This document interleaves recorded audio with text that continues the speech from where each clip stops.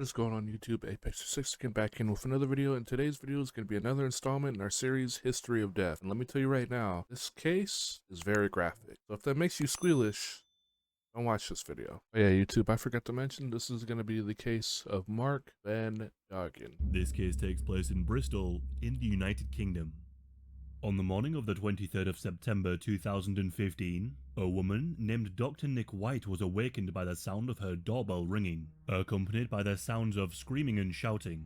She opened her curtains and peeked outside. She saw a man dressed only in his underwear. He also appeared to be covered in mud from his head to his shoulders. Oh At shit. first, Nick thought this was some kind of weird joke or prank, but the man was screaming and begging for help. And then, a man named Thomas Sweet came out of one of the flats down the street, wielding a golf club.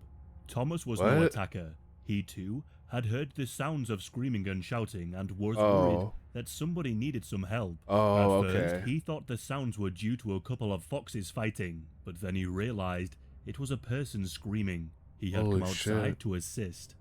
A couple of the other neighbors in the area had also come outside to see what was going on.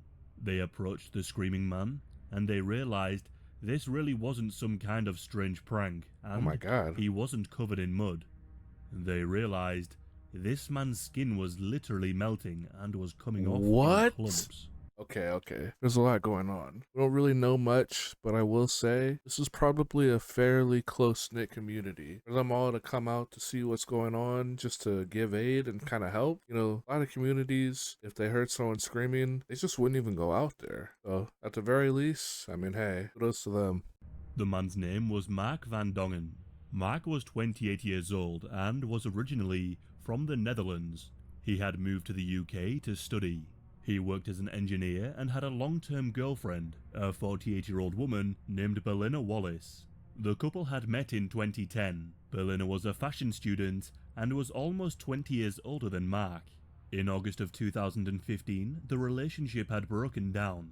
Mark's friends said they would often see scratches all over his body, and on one occasion, Belinda had poured boiling water on him as he slept. So Mark did the right thing, and he left the relationship. He had also met somebody else. What type of evil shit is that? On the 2nd of September 2015, 21 days prior to Mark being found in the street, Belinda had gone onto her computer and began searching a certain topic: acid attacks. She looked at 82 cases of these attacks and what had happened to the victims. After she had browsed on some of the various sites, she went onto Amazon and was able to purchase a bottle of concentrated sulfuric acid. On this very same day, Mark called the police and told them that Belinda had been harassing him and his new girlfriend. Belinda had called Mark's new girlfriend numerous times on the phone, but when she picked up, Belinda wouldn't say anything. She would just stay silent in an attempt to be intimidating. Belinda had also told Mark that if he was really to leave her, she would take her own life. The police contacted Belinda and warned her to stop. Mark also called his father on this day too. He told his father that he was genuinely scared of Belinda. He explained about the scratches and the boiling water. He was fearful that she may do something else. Despite his fears, on the night of the 22nd of September, Mark went round to Belinda's flat to reiterate that the relationship was indeed over, and to try and make some kind of amends. Mark had also decided to stay the night. At around 3 AM on September the 23rd, Mark was sleeping in bed. Belinda got up, walked into the kitchen, and poured some of the acid she had bought into a cup, and then returned to the bedroom.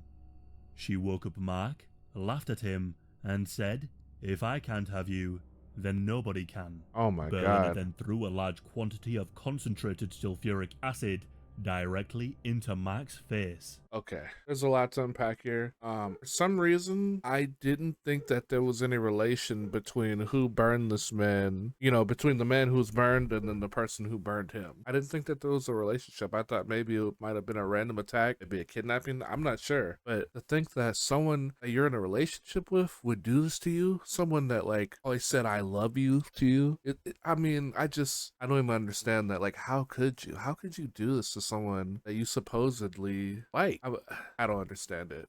I really don't. Mark was instantly in a tremendous amount of pain. He was able to run outside, and the neighbors came to his assistance. They found him screaming in agony, Oh my begging for God. somebody to help him.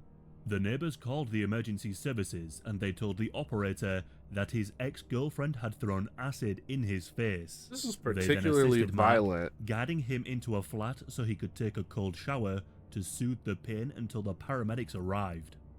The paramedics arrived on the scene and found Mark in a horrendous state. Oh my He was God. foaming from the mouth and had extremely severe chemical burns on his face, chest, shoulders, arms, and legs.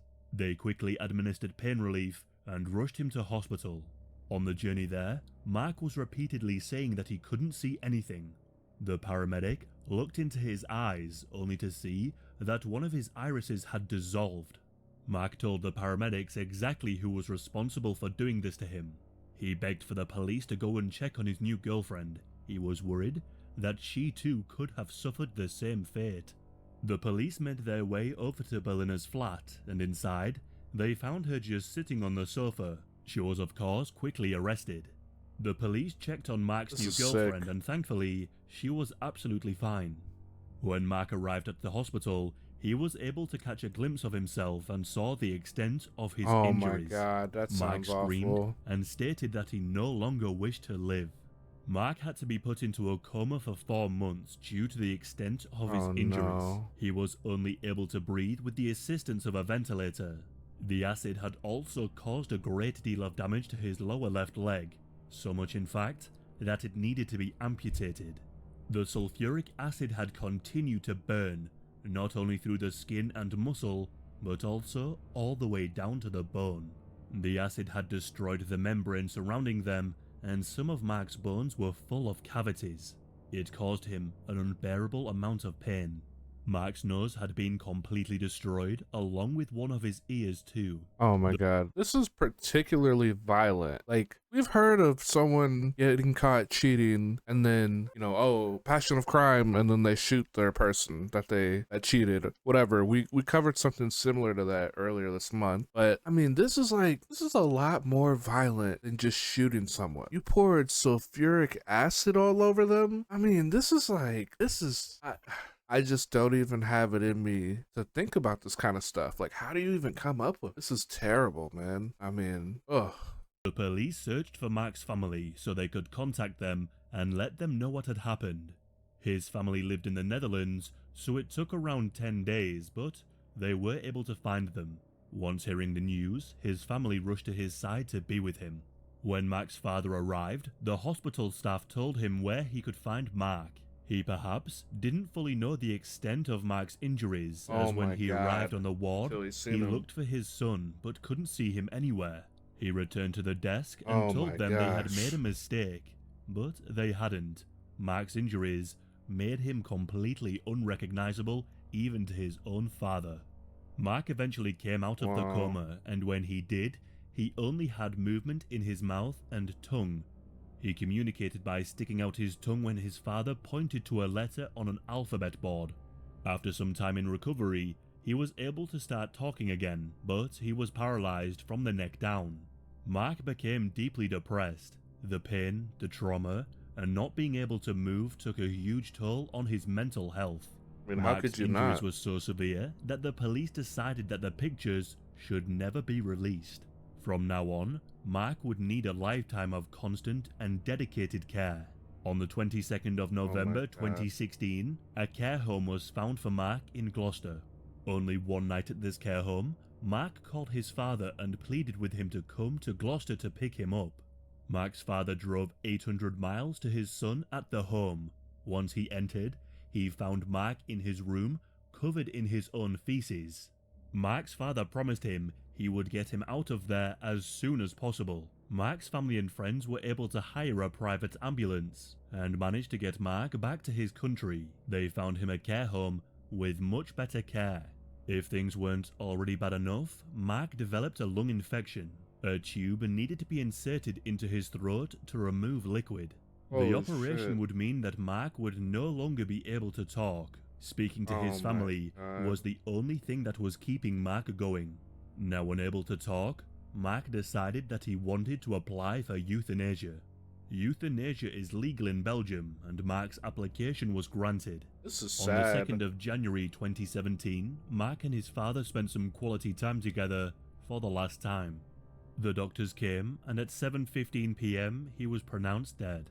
Mark passed away at the age of just 29. 29 the trial years would old? begin in 2018. Berliner's defense argued that Mark had died at the hands of the doctor in Belgium during the euthanasia process, rather than at Berliner's hands, and thus she could not be guilty of his killing.